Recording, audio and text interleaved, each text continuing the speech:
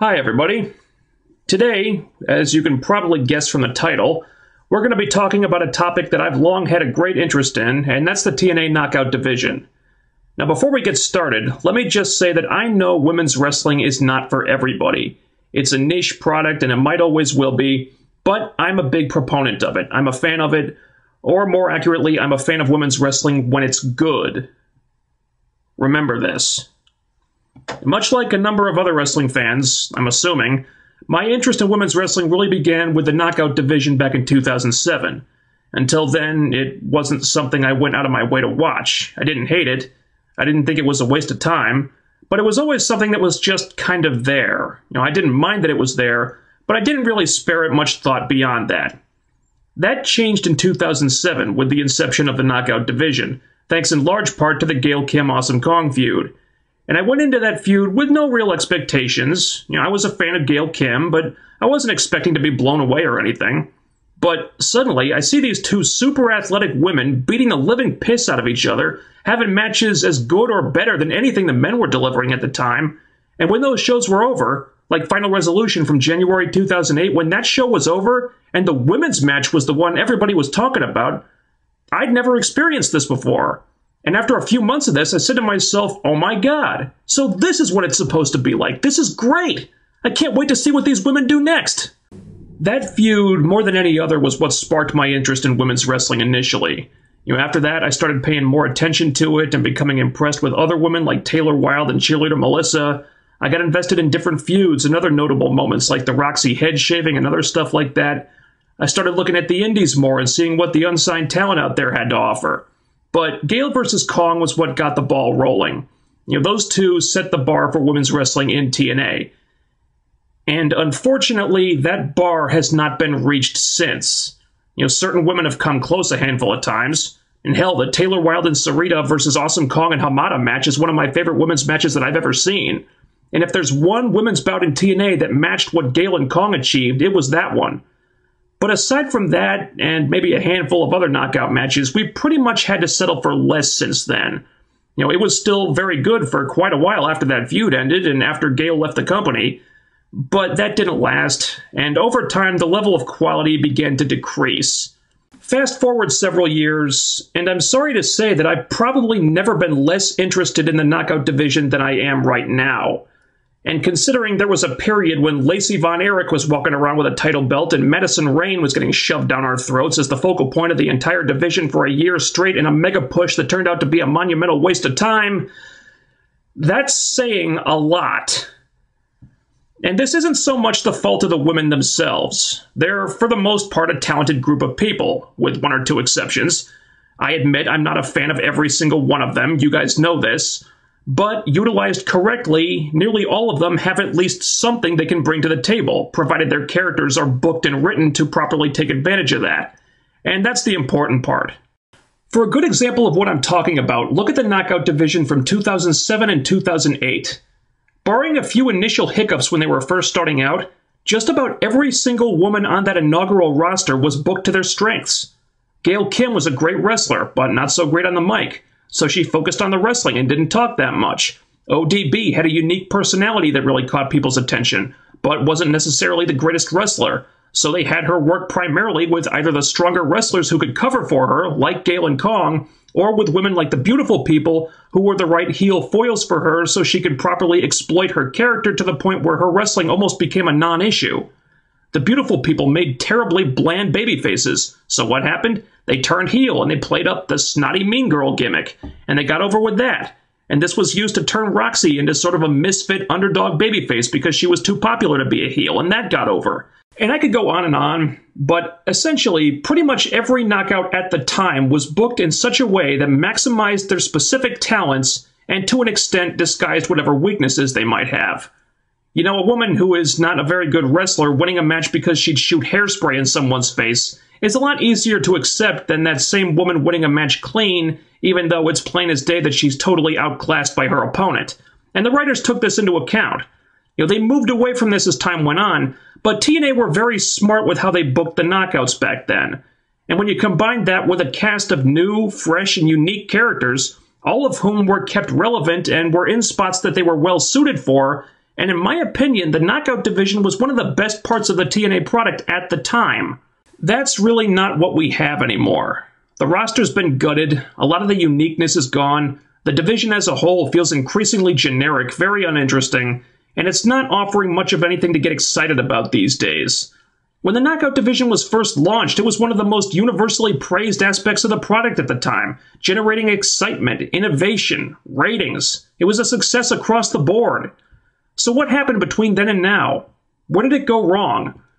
Well, unfortunately, there's no one answer to that question. The mounting problems over time have been well documented by me and other people, but a lot of the more pressing issues lately stem from the Knockouts getting the short end of the stick when the big creative shift happened. Now, I've been a supporter of Bruce Pritchard in TNA, and for the most part I still am. When he became head of creative, he came in with a philosophy of focusing on a fewer number of talents so they could focus more time on spotlighting and developing them, as opposed to the Vince Russo strategy of just cramming as many people as possible onto the show to the point where no one can stand out from the pack. This is not a bad way to go, and it's certainly going to be more effective when it comes to building new stars. The problem is, when you do this, you've got a lot of talents who don't get used for long stretches of time, and as a result, people stop caring about them, characters become irrelevant, and so on.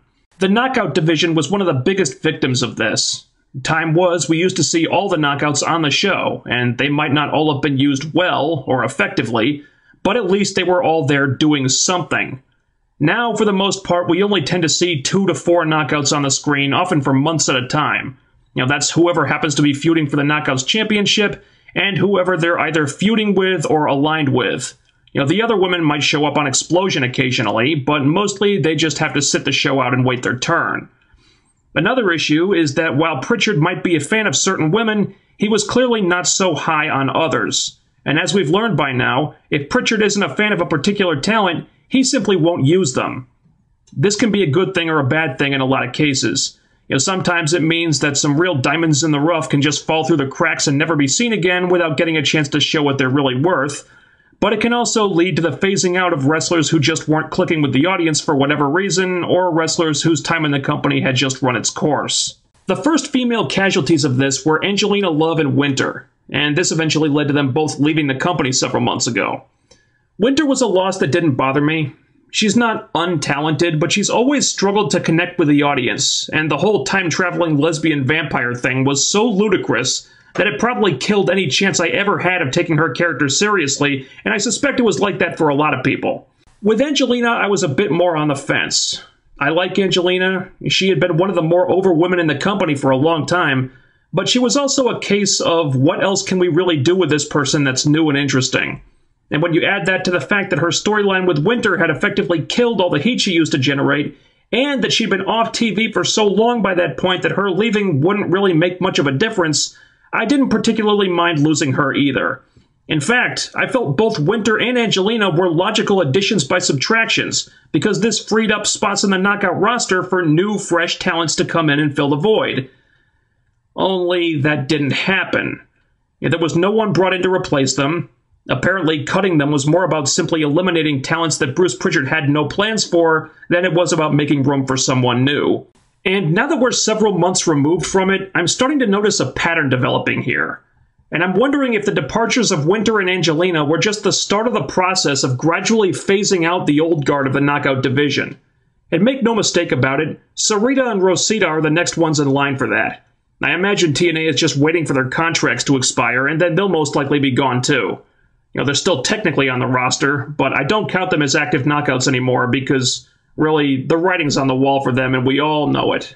And this leads us to the depleted women's roster that we have today. Basically, we've got only 7 active Knockouts with 2 championships, neither of which really mean anything anymore, and I'll get to that a little later, but first let's talk about the lineup. We start off with Gail Kim. She returned to the company after Bound for Glory 2011, was immediately pushed to the top of the division, capturing both titles in short order, and it looked like TNA were going back to the formula that was so successful for them when the division started, making Gail the focal point that everything else revolved around. And they stuck with this for quite a while. She became the longest reigning Knockouts champion in history. And after all the hot potato title changes courtesy of Vince Russo, I found this quite refreshing. But as time went on, it became clear that Gail's title reign wasn't about anything other than her beating the challenger of the month in very similar rivalries over and over again. And after a while, that got dull. Yeah, this is why I liked her feud with Tessmacher the most out of all the feuds she had during that time, because there was something different about it. It wasn't just Gail beating the next challenger in line. This time she had to overcome this hot young rookie who, for whatever reason, just seemed to have her number. And for me, that was the only really memorable feud Gail had during her lengthy run with the belt. Then she lost the title to Tessmacher at Slammiversary, and I wouldn't blame you if you were wondering if Gail was still with the company, because she completely fell off the map after that. And this was, what, 6 months ago now? And since then, there's been virtually no effort on the writers' part to keep Gail a consistent presence on TV, or even relevant in the slightest. In fact, I've been wondering for a while if, during Gail's run with the title, the new creative team kind of soured on her limitations. Because Gail is a great wrestler, arguably the best of the knockouts, but she's always been a wrestler, not so much a talker or an entertainer. She was more effective in that regard when she had a mouthpiece talking for her, but they don't seem to want to put that kind of effort into her anymore. Plus, she's now feuded with every other knockout on the roster, some of them multiple times. She's had lengthy runs with both titles. I doubt she'll get another mega push like the one she got in 2011-2012. She might get put in championship matches from time to time, but I don't see her getting another dominant title reign. She's the longest reigning champion ever. What can she do with the belt that she hasn't already done? Try to break her own record? That's not very interesting. And her being not as good on the mic as some of the other women is probably going to limit the storyline dictated angles you could put her in.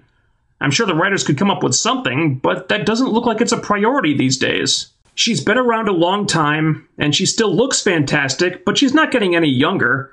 And as time goes on, a female performer's shelf life in the business tends to become more apparent as the focus inevitably switches to developing newer, younger stars. And this happens a lot sooner with women than it does with men in most cases. You might think I'm nuts, and don't quote me on this, but a part of me would not be surprised if Gail was the next recipient of this theoretical phasing out process after Sarita and Rosita are put on the chopping block. I really need to come up with a catchy name for that. Let me know if you guys think of one. Then we have Madison Rayne, who I have criticized ad nauseum for a very long time now. You guys have heard it all before from me, so I'll keep this brief.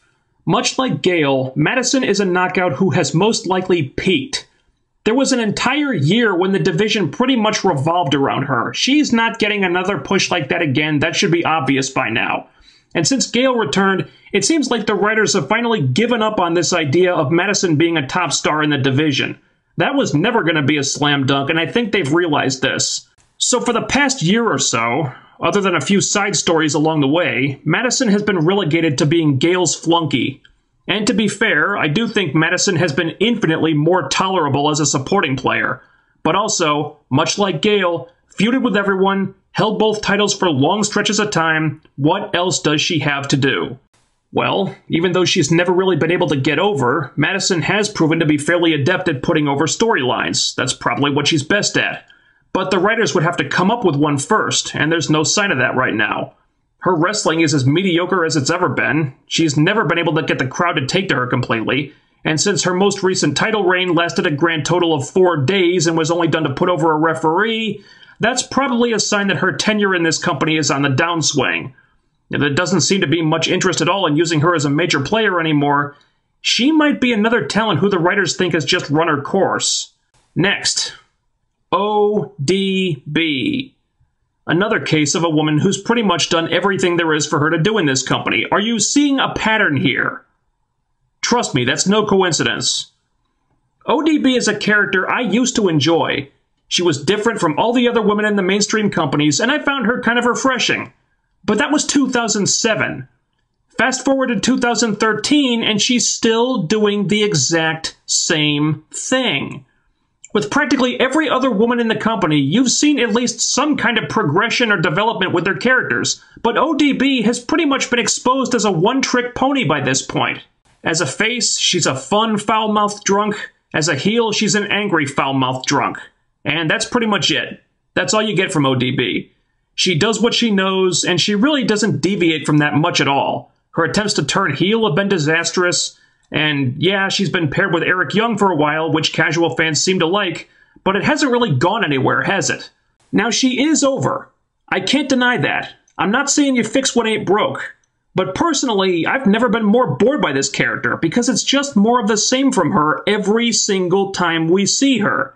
Even the most over wrestlers in the business will inevitably grow stale if their characters never grow or change at all. And I kind of think the writers feel that way too. I get the sense that management is becoming bored with her shtick. If you look at what ODB's done recently, she hasn't been used as a major figure in the division. She's someone who pops up every once in a while, has a few laughs, and then leaves. Which is kind of sad considering she's one of the Knockout Tag Team Champions and hasn't defended her title in something like 8 months at this point. In fact, ODB's push really seems to rise and fall on Eric Young's availability these days. But Eric's preoccupied with his Animal Planet show for months out of the year, and there's very little, if any, effort on the writer's part to keep ODB relevant in the meantime. Frankly, I really don't see what the point is in keeping her around anymore. If she's only really going to be used in conjunction with Eric Young, who's juggling multiple projects outside of wrestling, then she's basically only there part-time now. Gonna be pretty hard for her to do anything noteworthy in TNA if that's the case. Now here's where it gets more interesting. Mickie James. She hasn't been pushed as the woman to beat in the division for a while, but that doesn't mean she's any less popular. The fans obviously still love her. She's proven to be charismatic enough to carry storylines and get them over when she gets the chance. Right now, more than anything, I think Mickie just needs the writers to give her something interesting to do. I know she's been around for a long time and done so much that thinking of new things to do with her might be difficult, but there are still fresh things that you can do with her in TNA. For example, she hasn't been one of the tag team champions yet. Or you could turn her heel. Mickie hasn't been a heel since the early days of her WWE run, and she made a wonderfully entertaining bad guy. Now, granted, turning someone heel who just returned after several months when she had a benign mass removed, which basically means a cancer scare, would be tough to do, especially with someone as popular as Mickie is. But frankly, I don't think there's any better way to refresh Mickie's character than turning her heel, provided it was done the right way. Now, they were teasing a Mickie James heel turn several months back, but then some unexpected things happened and that heel turn was, if not canceled, then at least delayed. But I'm hoping they'll revisit that soon. And since the impetus for her heel turn seemed to involve Velvet Sky, they could probably pick up right where they left off if they wanted to. Miss Don't Call Me Brooke Tessmacher. Tessmacher has become my favorite knockout these days. And a year and a half ago, I never would have thought I'd be saying that. But here we have a character who, while she was put in the ring too soon and kind of stumbled out of the gate, she has steadily improved since then and has continued improving, adding new moves, trying new things, whereas some other knockouts I could mention have pretty much stayed exactly the same and not improved or evolved as wrestlers at all. She's charismatic, she looks like $1 million, she's solid on the microphone more often than not, and she's slowly but surely been surpassing a number of the other knockouts in terms of wrestling skill. Tessmacher has become a better worker than Velvet Sky, a better worker than Madison Rayne, a better worker than ODB, and you can deny this all you want, but it's the God-honest truth. I don't care what any of you people think. I'm not saying she's perfect. She's still developing as a performer, but at least you can see the improvement being made there. And with some of the other women, I really don't see that, even with the women who've been there for years. And probably the best thing that Tessmacher has going for her is that she's still relatively new. She's the newest and freshest character on the Knockout roster, and she doesn't come with any of the baggage of bad storylines and questionable booking that some of the others have accumulated. She's just about the only Knockout left who still has fresh feuds available, and with the other women, one of the only new things they have left to do is feud with Tessmacher. Now, there seemed to be a real effort over the summer to elevate Tessmacher to the status of one of the top knockouts. She ended Gail Kim's record-breaking title reign in her home state, held the title for several months. I maintain that they dropped the ball with her as the champion and had her lose the title too soon, but just because they cut her off in order to put over this Jessie Goddard's angle, which was a big mistake in my opinion, they did seem to want to make Tessmacher a star. And although her push may be finished for now, there's no reason to think that's changed. And it shouldn't. Tessmacher is someone that has all the tools to be a star for TNA. I think she's proven that. Then we have Tara. Tara's a weird one. If this were WWE, they would have long since phased her out. And that's pretty much exactly what they were doing at the end of her run in that company. And I do understand that. Tara's not a spring chicken anymore, but it hasn't affected her work, and that's what this is really about. TNA obviously think very highly of Tara. She seems to get a lot more storylines than some of the others, and tends to have a very good track record with them. She worked as a solo babyface, she worked as a heel, they put her with Tessmacher, they did TNT, and that worked really well. Just about everything they've given her has gotten over, with the exception of the Jessie Godderz angle, which doesn't seem to have caught on yet. And every time I think TNA have gotten everything out of Tara that they can, they give her something else and she makes the most of it. In fact, Tara is kind of a rarity in that she's yet another case of a knockout who appears to have done everything you'd think she was going to do, but every time she starts to get stale, she finds some new way to make herself relevant again. And I've made no secret that I'm not a fan of the Jessie Godderz thing, and judging by crowd reaction, I don't think a lot of people are. But God bless her, she looks like she's doing everything she possibly can to make it work. And it is at least something that's gotten her a push. Taking all this into account, I think we can easily rate Tara as one of the most, if not the most versatile knockout on the roster right now. Now, I did these last 3 in a row for a reason. Because Tara, Mickie, and Tessmacher are the knockouts that I feel have the most left to offer the company. In terms of wrestling, charisma, mic skills, connecting with the audience, future creative possibilities, the whole shebang. These are the women that I feel put together the most complete package. The other knockouts might have some of these qualities, but are lacking one or more of them in my opinion. In fact, I did a text column for TNAasylum.com a little while ago. I'll link it in the description box, where I suggested a pretty radical revamp of the knockout division that would involve cutting most of the current women and replacing them with new female talent from the indies. And I singled out Tara, Mickie, and Tessmacher as the ones from the current roster that I would keep, with Gail Kim being in the maybe column. They're the ones that I felt TNA could move forward with and get the most mileage out of. This concludes part 1. Stay tuned for part 2, in which I discuss the polarizing woman that is Velvet Sky. See you then.